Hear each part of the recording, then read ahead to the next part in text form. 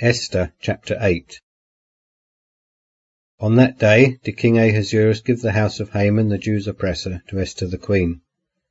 Mordecai came before the king, for Esther had told what he was to her. And the king took off his ring which he had taken from Haman and gave it to Mordecai. And Esther set Mordecai over the house of Haman. Verse 3.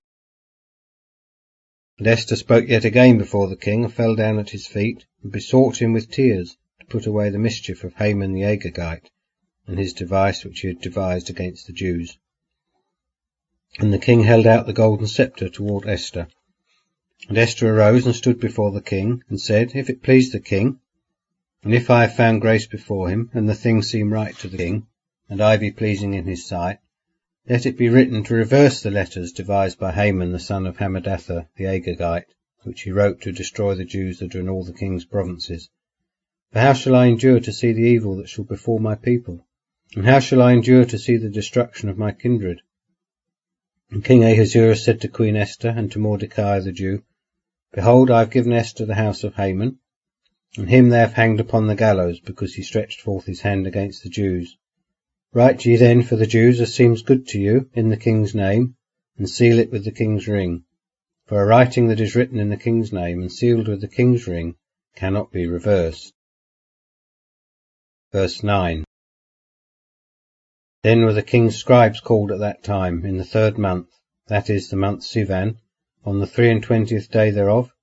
And it was written according to all that Mordecai commanded, to the Jews, and to the satraps, and the governors, and the princes of the provinces which are from India even to Ethiopia, 127 provinces, to every province according to the writing thereof, and to every people according to their language, and to the Jews according to their writing and according to their language.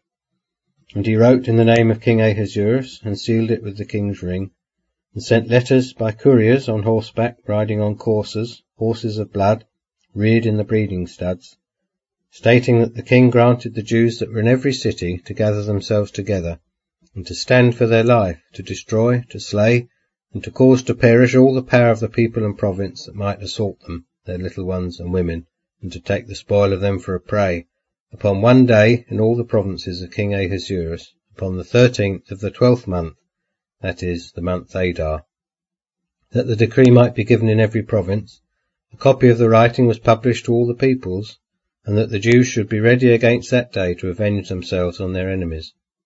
The couriers mounted on coursers and horses of blood went out, being hastened and pressed on by the king's commandment, and the decree was given at Shushan the fortress. Verse 15. Mordecai went out from the presence of the king in royal apparel of blue and white, with a great crown of gold, and with a mantle of byssus and purple, and the city of Shushan shouted and was glad. The Jews had light and joy and gladness and honour. And in every province and in every city, wherever the king's commandment and his decree came, the Jews had joy and gladness, a feast and a good day. And many among the peoples of the land became Jews, for the fear of the Jews had fallen upon them.